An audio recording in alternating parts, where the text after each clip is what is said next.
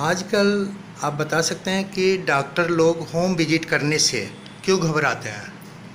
हाँ सर, आपने ये बड़ा रेलेवेंट और कहते हैं ना अवेकनिंग क्वेश्चन पूछा है हम्म। कि आज की डेट के अंदर डॉक्टर लोग होम विजिट से क्यों घबराते हैं।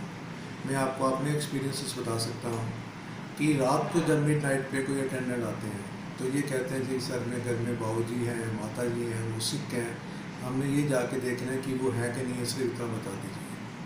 हम लोग पहले जाते थे, पर जाया करके देखता तो सपोज करो मान ली इस डेड, तो हम यदि डिक्लेयर करते हैं डेड तो कानून ये कहता है कि जब तक आप उसकी ईसीजी नहीं करोगे और ईसीजी के अंदर यदि ए सिस्टले नहीं आते तो हमको एज ए मेडिकल प्रोफेशनल उसको डेड डिक्लेयर नहीं करनी चाहिए, क्योंकि रात को जब जाते हैं ईसीजी मशीन किसी के हाथ में होती नहीं है, ट्रीटमेंट हम लोगों ने कोई करी नहीं होती है, वो तो सिर्फ इतनी बात के लिए आते हैं कि ये देखना कि है या नहीं है। यदि हम उनको कहते हैं कि कोई बाई चांस इलीगल कोई केस होता है, मैं अपना एक्सपीरियंस बता सकता हूँ कि एक बार मेरे को बुलाया गया, एक लेडी थी, शी वॉज फाउंड डेड, मैं बोल के आ गया, नेक्स्ट डे सुबह अर्ली मॉर्निंग पुलिस स्टेशन पे मेरे को कॉल आ गई कि डॉक्टर साहब पुलिस स्टेशन आ जाइए। मैं तो क्या होगा, आप रात को गए थे? मैं गया था, क्या था? She was dead. सर उसने पॉइजनिंग की हुई थी। मैं कहा सर मेरे को इसके बारे में कुछ नहीं पता, मैंने देखा डेड था। हुआ ये था कि मियाँ बीबी का झगड़ा हुआ होगा, उन्होंने पॉइजनिंग करी and she was declare dead. मेरे पे सारा दिन पुलिस स्टेशन में मेरे को इसलिए बैठना पड़ा कि मैंने रात को देखा, मैंने पुलिस को इन्फॉर्म क्यों नहीं किया। हरासमेंट करते रहे। हरासमेंट करते रहे कि आपने ये देखा था, क्या था, क्या आसपास देखा, कमरे के अंदर कुछ देखा, आपको कुछ फॉल प्ले नजर आया? मैं कही मैंने कुछ नहीं किया, मैंने सिर्फ जाके देखा, I am open with for you, मैं आपको कह रहा हूँ कि मैंने देखा, रात को पेशेंट देख के डेड दिया तो वापस आ गया। फिर पुलिस की जब इंटरोगेशन आई तो सर आपने कोई ईसीजी करी थी? मैं कह नहीं, मैं नाम लेके ही नहीं गया था। आपने फिर कैसे डिक्लेयर कर दिया गया? आपको मैं बोला, मैंने तो उनको बोला कि बड़े हॉस्पिटल ले जाइए, किसी भी बड़े हॉस्पिटल में जाइए तो राइट टाइम पर। सेम ऐसे ही होता है कि जब हम लोगों को बुलाया जाता है और जाते हैं तो पहली प्रॉब्लम यदि हम ये कहते हैं कि ईसीजी करनी है तो वो नाराज़ होते हैं कि एक डेड बॉडी पड़ी हुई है, डॉक्टर लोग उसकी ईसीजी करना चाहते हैं, और जैसे प्रैक्टिकल आपके क्या इंसानियत ख़त्म हो गई है। जब उनको ये कहते हैं कि लॉ ये कहता है कि जब तक ये सिस्टम नहीं होगा आप डिक्लेयर नहीं कर सकते। दूसरी परेशानी तब आती है जब 3 हफ्ते 4 हफ्ते बाद घर वाले इंश्योरेंस के पेपर लेके आते हैं तो ये कहते हैं सर आपने देखा था, डिक्लेयर किया था, आप इसको कंप्लीट कर दीजिए।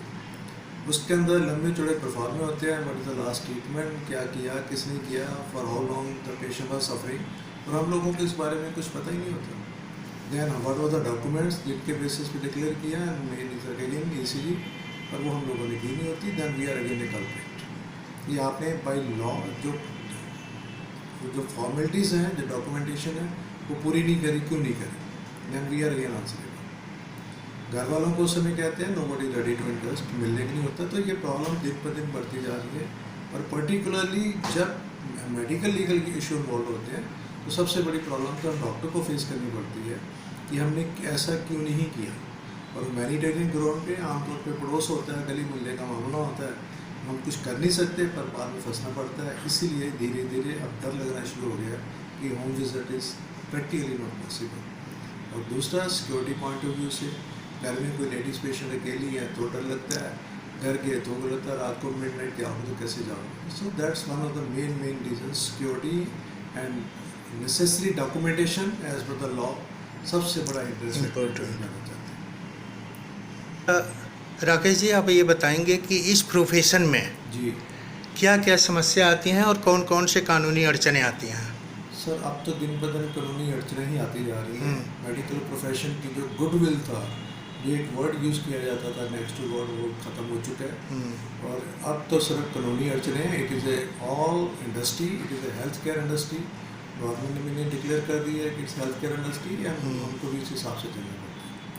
कानून ज़्यादा हैवी होते जा रहे हैं। प्रैक्टिकल जो एक सोशल एलिमेंट था, काइंडनेस का एलिमेंट था, म्यूचुअल का एलिमेंट था, वो धीरे धीरे ख़त्म हो चुका है, क्योंकि हम हर समय कानून से डरे रहते हैं, और यदि कानून की भाषा पूरी नहीं करते तो हम we are culprit. Either in the court, वहाँ भी कल्प्रिट डिक्लेयर किया जाता है, समाज भी कल्प्रिट डिक्लेयर करता है। यदि कानून की भाषा बोलते हैं तो समाज पूरी नहीं होने देता, समाज की भाषा बोलते हैं तो कानून हमको कल्प्रिट चलने नहीं देता। डॉक्टर साहब, वायलेंस ऑफ अगेंस्ट से डॉक्टर जो है आए दिन घबराते हैं, क्यों?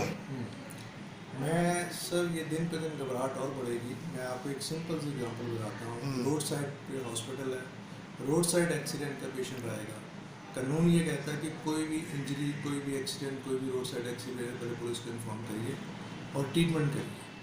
हम ट्रीटमेंट करते हैं, घर वाले कहते हैं, घर वालों को कहते हैं तो वो कहते हैं कि आपको तो जो करना है, हमें तो कुछ नहीं करना। यदि वो मान जाते हैं तो पुलिस को इन्फॉर्म होते हैं। पुलिस की इन्फॉर्मेशन जब तक डॉक्यूमेंटेशन पूरी नहीं होती है हमको वो भी करना पड़ता है, पुलिस की ट्रीटमेंट भी करती है।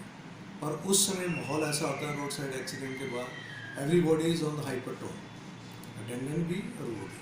हम उनको समझाने की कोशिश करते हैं पर नहीं होता, पर हॉस्पिटल का माहौल ख़राब होता है और उसी समय वायलेंस के चांसेस इतने बढ़ जाते हैं कि वी आर ऑलवेज अफ्रेड कि करें या ना करें। एक्सीडेंट सड़क पे हुआ, फ्रैक्चर वहाँ पे हुआ, दूसरा हॉस्पिटल के अंदर आके निकलता है एंड देन दे एक्सपेक्ट कि इमीडिएटली सारे काम छोड़ के, सारा कोई और भी ओपीडी में पेशेंट यदि 8-10 पेशेंट बैठे हैं उनको सब कुछ छोड़ो, पहले उनको अटेंड करो।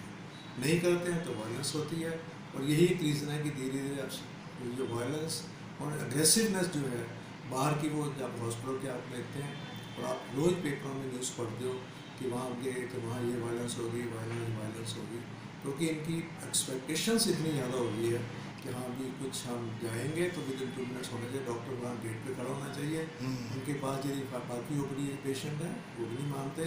और सपोज करो हॉस्पिटल के अंदर कोई सर्जरी चल रही है, सर्जन या ऑर्थोपेडिक केस कर रहा है, उसको घंटे 2 घंटे लगने हैं, तो बाहर का पेशेंट तो इतनी वेट करता ही नहीं है and they are always aggressive and abusive, जिसके कारण दिन पर दिन ये वायलेंस अगेंस्ट बढ़ती जा रही है और डॉक्टर लोग डरते जा रहे हैं। हाँ, गवर्नमेंट से आप कुछ डिमांड करेंगे? सर गवर्नमेंट का सबसे पहला फर्स्ट तो ये बनता है कि we are also civilian, we are also citizen, we are also voter. जैसे बाकियों की सेफ्टी सिक्योरिटी होती है, इनकी भी करनी होगी, पर सरकार की ओर से कभी कोई उम्मीद नहीं है। अभी रिसेंटली केरला के अंदर एक जो इंसिडेंट हुआ है कि रात के 3 बजे पुलिस कस्टडी के अंदर एक कल्प्रिट को लेके आए और एक लेडी डॉक्टर उनकी ड्रेसिंग कर रही थी। उसको गुस्सा आया, उसने उसी नाइफ सर्जिकल स्कैल्प से उस लेडी डॉक्टर को मार दिया और बाद में गवर्नमेंट की ओर से स्टेटमेंट आई कि डॉक्टर वाज इनएफिशिएंट। बजाय इसके कि एक इंश्योरेंस देते, बजाय इसके कि ये कहते कि we will take care, we will give protection to the doctors, और उल्टा जवाब ये मिला कि डॉक्टर्स वाज इनएफिशिएंट। तो इसका मतलब ये है कि यदि ओपीडी के अंदर डॉक्टर इनएफिशिएंट है, they are right to care. This is very very तनावना सीन होता जा रहा है, इसलिए डॉक्टर लोग अब धीरे धीरे करते जा रहे हैं।